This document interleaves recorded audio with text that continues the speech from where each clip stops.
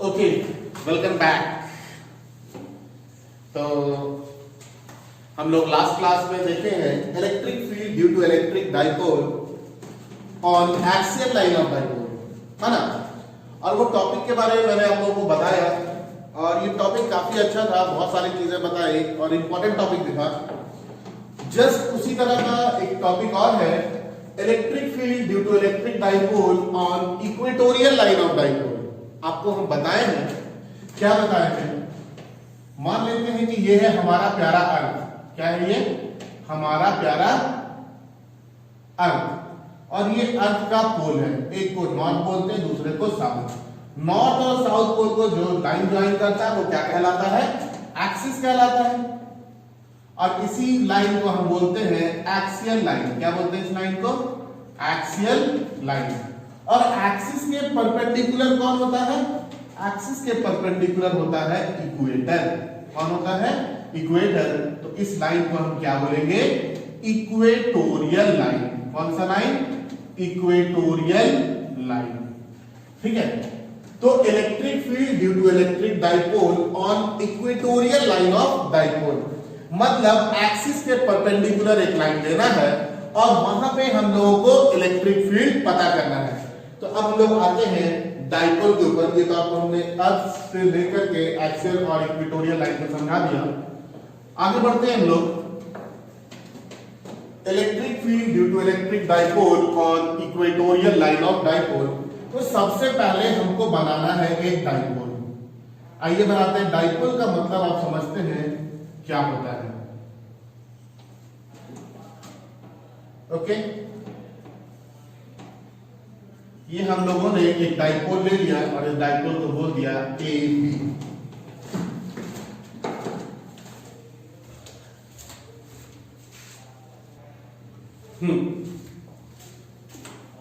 हम लोगों ने एक डाइपोल लिया और इस डाइपोल को क्या बोला? A B. ठीक है। हम मानते हैं कि ओ ये mid point of the dipole है। ओ क्या है? Mid point of the dipole. अब देखिए, ये दोनों तो पोल है। पोल को ज्वाइन करने वाला लाइन क्या कहलाता है? एक्सिस कहलाता है, मतलब ये एक्सियल लाइन है। और इस एक्सिस के परपेंडिकुलर कौन मिलेगा आपको? इक्वेटर मिलेगा। तो हमको इक्वेटोरियल लाइन किधर मिलेगा? इधर परपेंडिकुलर पे। मान लेते हैं इस इक्वेटोरियल लाइन पे कोई एक पॉइंट मैंने P कंसीडर किया है एट डिस्टेंस r। ठीक है। कहां से? From mid point of the dipole से। इस डाइपोल का लेंथ हम लोग बोल देते हैं कितना है? 2l है। आपको मैंने पहले ही बोला है कि डाइपोल के लेंथ को कितना लीजिए? 2l, ताकि कैलकुलेशन आसान हो जाए। तो अगर ये मिड पॉइंट है तो आधी दूरी कितनी हो जाएगी? l हो जाएगी। ओके, चलिए आगे बढ़ते हैं। हमको बोला गया है कि इलेक्ट्रिक फील्ड बताइए on equatorial line of dipole, मतलब पॉइंट P पे हमको इलेक्ट्रिक फील्ड बताना है। और अगर इलेक्ट्रिक फील्ड बताना है तो उसका मतलब क्या हो गया? इलेक्ट्रिक फील्ड बताने का मतलब ये हो गया कि सर यहां पे हम एक यूनिट पॉजिटिव चार्ज ला करके रख रहे हैं। इस यूनिट पॉजिटिव चार्ज पे कितना फोर्स लगेगा इन दो चार्ज के वजह से, इसी चीज को हम क्या बोलेंगे? इस चीज को हम बोलेंगे इलेक्ट्रिक फील्ड। ओके, आइए हम लोग इन दो पॉइंट को पहले कनेक्ट करते हैं, इसके बाद इन दोनों पॉइंट को हम कनेक्ट करते हैं। ओके, ठीक है। चलिए देखिए, ये R है, ये L है, ये परपेंडिकुलर है, ये बेस है। इस एंगल को हम मान लेते हैं कि ये थीटा है। तो आप बता सकते हैं पाइथागोरस थ्योरम से ये कितना हो जाएगा?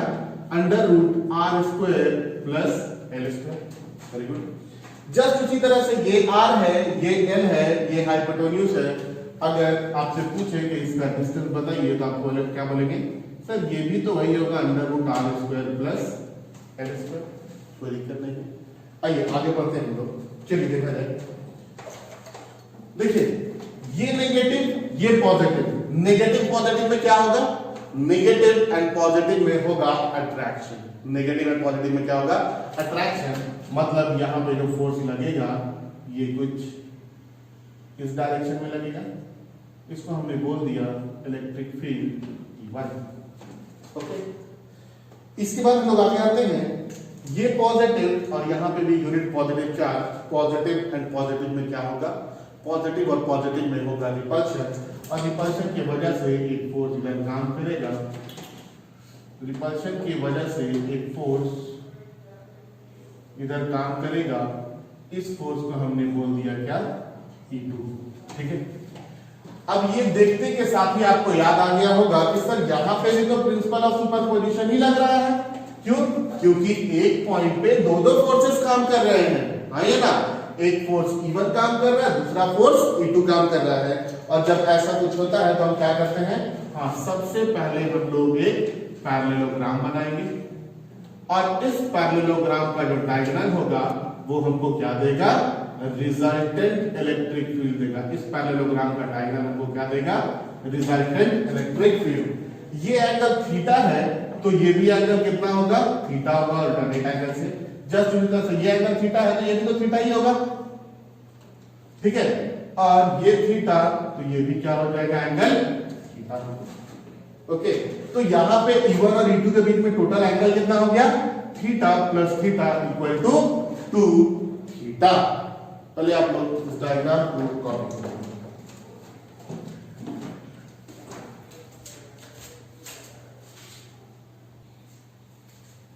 Okay,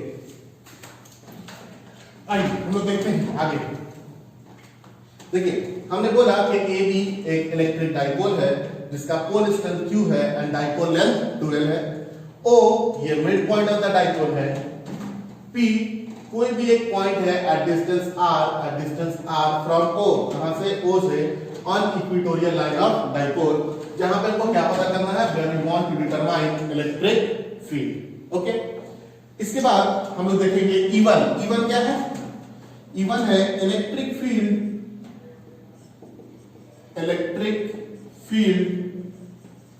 due to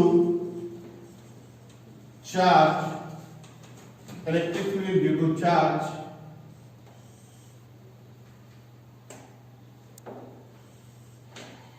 -Q, electric field due to charge -Q।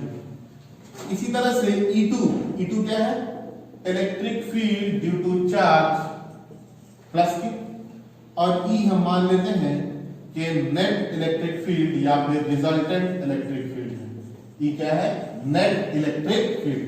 देखिए ये एक डाइपोल है तो डाइपोल के बाद डाइपोल मोमेंट भी होता है, तो P इसका डाइपोल मोमेंट है, वेक्टर P से हम लिख देते हैं कि ये क्या है, इलेक्ट्रिक डाइपोल मोमेंट। और आप जानते हैं इलेक्ट्रिक डाइपोल मोमेंट कितना होता है, P = Q × 2L। ठीक है, आइए अगर आपसे यहाँ पे पूछा जाए कि बताइए बाबू E1 कितना होगा, E1 तो हम लोग जानते हैं कि इलेक्ट्रिक फील्ड जो होता है ये 1/4πε0 Q/r² होता है। ये तो बहुत फॉर्मूला पता है हम लोगों को।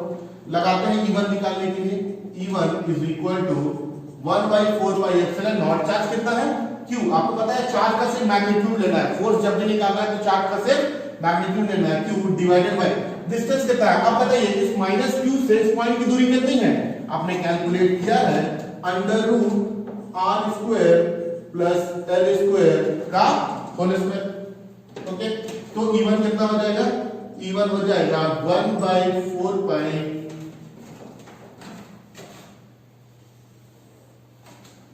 E1 हो जाएगा 1/4πε0 Q divided bye r² + L²। ये स्क्वायर है, ये रूट है, क्या होता है, दोनों को एक दूसरे को कैंसिल आउट कर देंगे।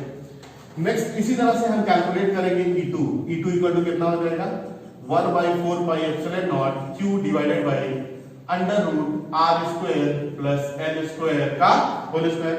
फिर से ये रूट है और ये स्क्वायर है, चार्ज तो Q ही है ना, डिस्टेंस भी वही है, √r² + L²। तो ये कितना हो जाएगा, E2 = 1/4πε0 Q divided bye r² + L²। हमने E1 और E2 कैलकुलेट कर लिया। इसके बाद हम लोग आगे बढ़ते हैं। We know that from principle of superposition,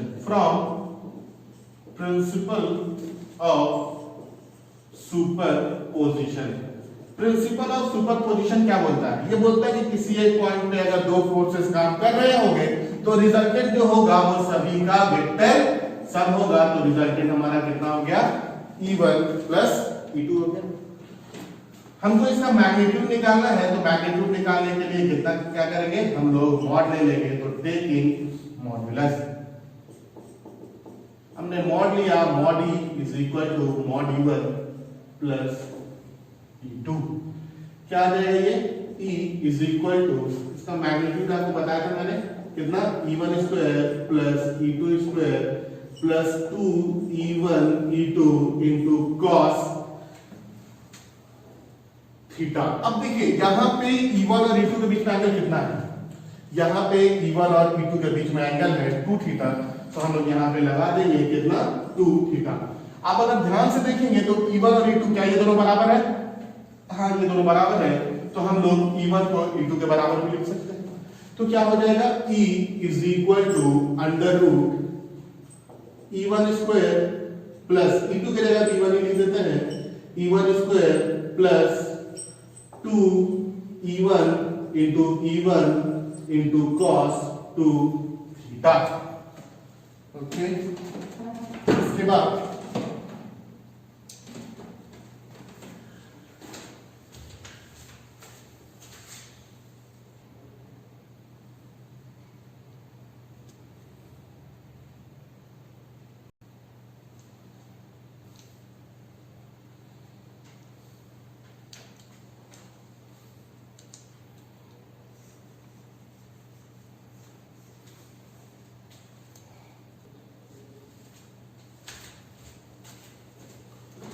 चलिए आगे बढ़ते हैं। तो उसके बाद हम लोग E is equal to E1 square plus E1 square कितना हो जाएगा? ये 2E1 square plus 2 E1 into E1 कितना हो जाएगा? E1 square into cos 2 theta. दोनों जगह 2E1 स्क्वायर कॉमन है, हमने दोनों जगह से 2E1 स्क्वायर को क्या किया? कॉमन ले लिया। क्या बन गया? 1 प्लस कॉस 2 थीटा।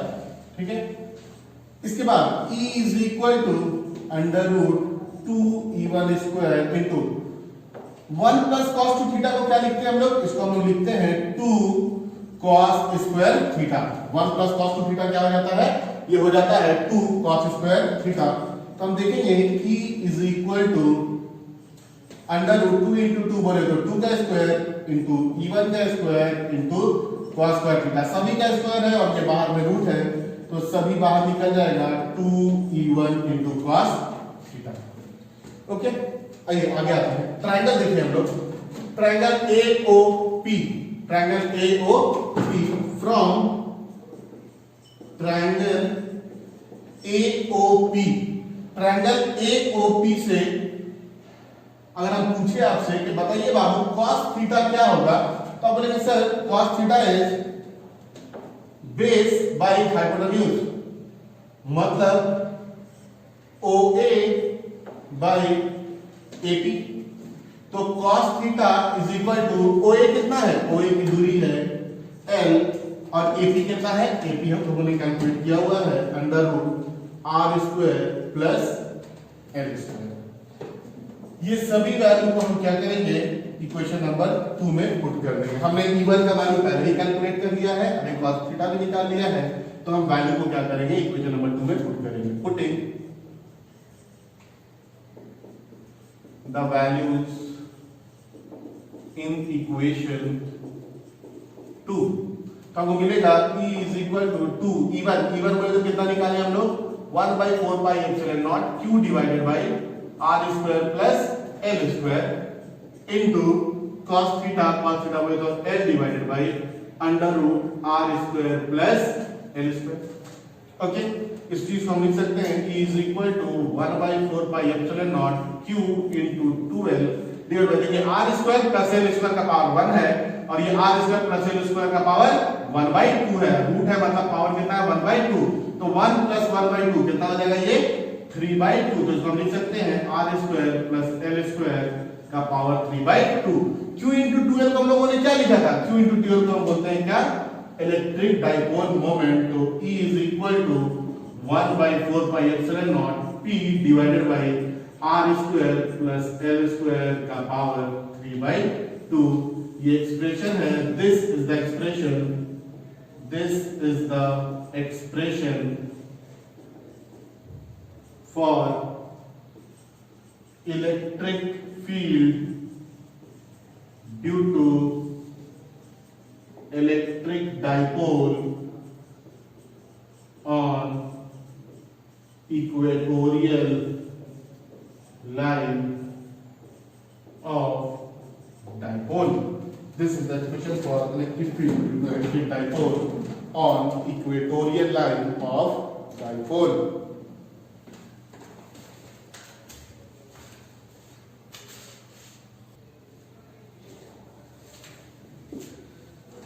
चलिए टॉपिक को हम लोग आगे बढ़ाते हैं और आते हैं फॉर टाइनी डाइपोल। आप लोगों को मैंने बताया था टाइनी डाइपोल मतलब छोटा सा डाइपोल। अगर इस डाइपोल को बहुत छोटा कर दें, जब हम डाइपोल को बहुत छोटा करेंगे मतलब 2l का वैल्यू बहुत छोटा हो जाएगा, मतलब l का वैल्यू क्या होगा और ज्यादा भी छोटा हो जाएगा। ठीक है, l का वैल्यू बहुत छोटा हो जाएगा किसके कंपैरिजन में, r के कंपैरिजन में। तो हम क्या करेंगे, l को नेग्लेक्ट कर देंगे फॉर टाइनी डाइपोल, छोटे डाइपोल के लिए। ये r जो है ये बहुत बहुत बहुत बहुत बहुत बड़ा हो जाता है l के कंपैरिजन में। तो हम करते क्या है, नेग्लेक्ट कर देते हैं, नेग्लेक्टिंग l। जब हम l को नेग्लेक्ट करेंगे तो हमको इलेक्ट्रिक फील्ड मिलेगा 1/4πε0 p divided by r square का पावर 3/2। ये पावर 2 और ये 1/2 दोनों कट जाएगा, is equal to 1/4πε0 p divided by r cube. ये क्या है, ये एक्सप्रेशन है for electric field for tiny dipole.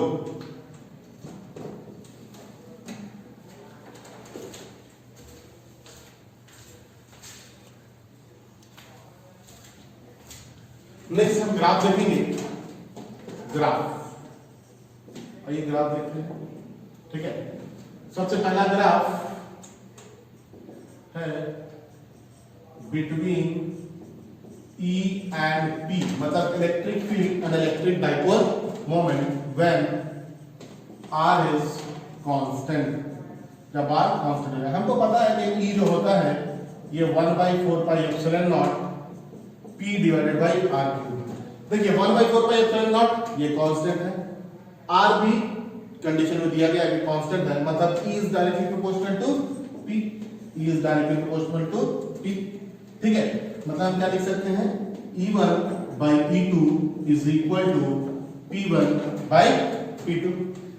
आप बताइए कि मैंने आप लोगों को डायरेक्टली प्रोपोर्शनल और दोनों साइड में पावर 1 हो तो इसके लिए कौन सा ग्राफ बताया है। इसके लिए आप लोगों को मैंने बताया है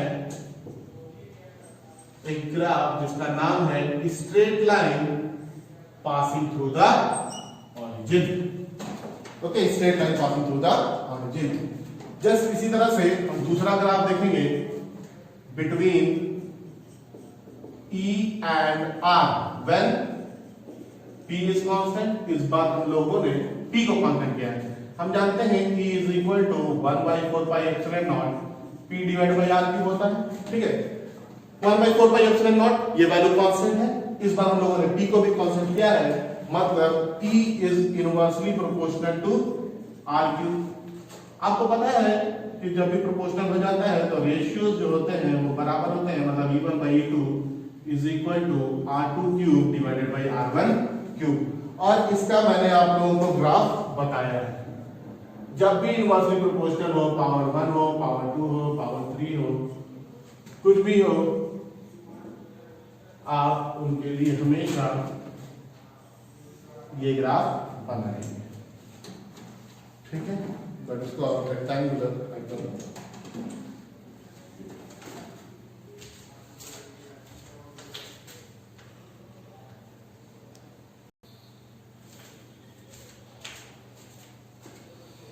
चलिए आगे बढ़ रहे हैं हम लोग और आगे बढ़ने में स्टार्ट करते हैं इसका रिमार्क। कुछ रिमार्क भी जो कि हम लोगों को ध्यान रखना है। इससे पहले मैंने आप लोगों को 2 रिमार्क पढ़ाया था जो कि on axial line of dipole था। ये तीसरा रिमार्क है जो कि on equatorial line of dipole है।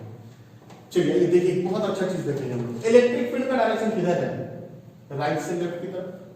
रिजल्टेंट इलेक्ट्रिक फील्ड का डायरेक्शन राइट से लेफ्ट की तरफ। एंड इलेक्ट्रिक डाइपोल मोमेंट का डायरेक्शन किधर है? लेफ्ट से राइट की तरफ। हाँ ये ना, इलेक्ट्रिक डाइपोल मोमेंट इधर से इधर ही जा रहा है ना, और इलेक्ट्रिक फील्ड इधर से इधर। तो क्या आपको ये दोनों एक दूसरे के ऑपोजिट लग रहा है क्या देख के? हाँ ये ना, ये दोनों एक दूसरे के ऑपोजिट है। तो याद रखना है कि on equatorial line of electric dipole direction of resultant electric field is always opposite to the direction of electric dipole moment. ठीक है, इक्वेटोरियल लाइन ऑफ डाइपोल के ऊपर डायरेक्शन जो होगा रिजल्टेंट इलेक्ट्रिक फील्ड का, ये हमेशा ऑपोजिट होगा। किससे ऑपोजिट होगा? Opposite to the direction of electric dipole moment. तो हम लोग यहां पे लिखेंगे रिमार्क 3 में कि on equatorial line of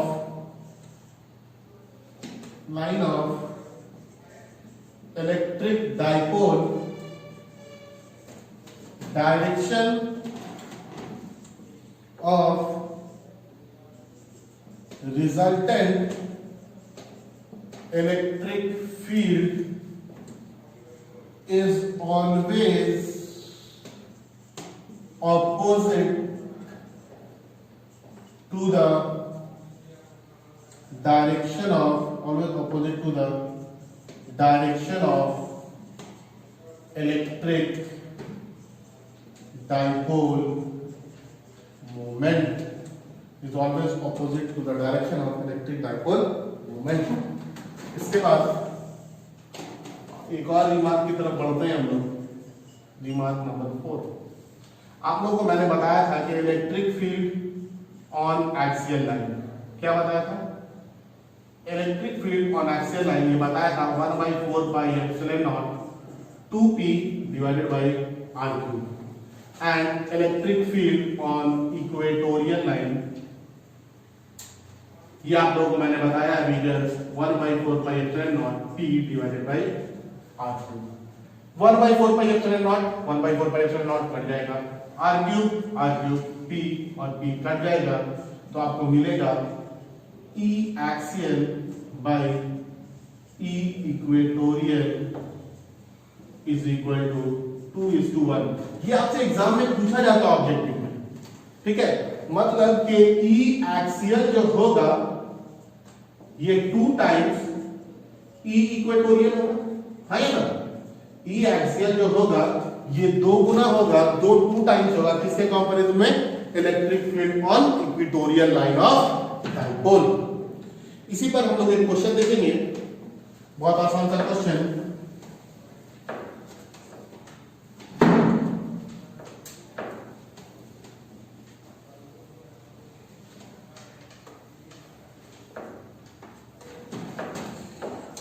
question है कि electric field on equatorial line of dipole is 5 × 10⁷ newton per coulomb. Find electric field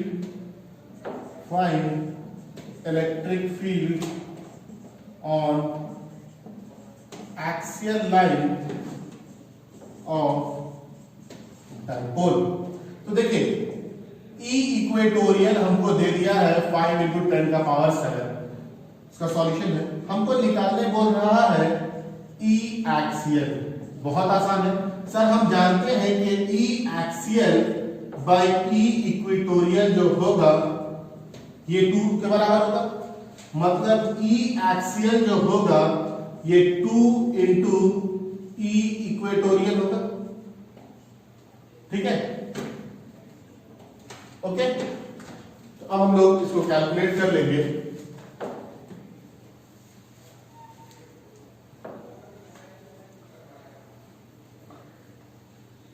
ये देखिए क्या हो जाएगा, E axial this is equal to 2 × 5 × 10⁷, मतलब E axial this is equal to 10 × 10⁷, बोले तो 10⁸ न्यूटन पर कूलम। और ये टॉपिक हम लोगों का हो गया ओवर। ये जो मैंने आप लोगों को बताया है इक्वेटोरियल लाइन ऑफ डाइपोल या फिर एक्सियल लाइन ऑफ डाइपोल, ये आपके बोर्ड्स के एग्जाम में अक्सर पूछा जाता है, आपको डेरिवेशन करने के लिए अक्सर बोला जाता है, तो आप इस चीज को बहुत ध्यान से पढ़ेंगे। ये टॉपिक बहुत ही इंपॉर्टेंट है और ऑलमोस्ट एवरी ईयर ये आता है। मैंने आपको बताया था कि पिछले 10 साल में ये 8 बार समझिए कि आ चुका है, तो आप लोग ध्यान में रखेंगे और इसको बनाने की समझने की कोशिश करेंगे।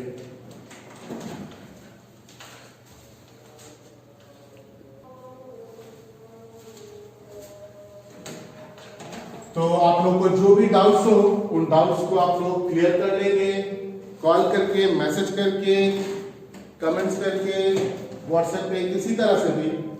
ये क्लास आज का हम लोग यहाँ तक रखते हैं। Okay, thank you, that's all for today.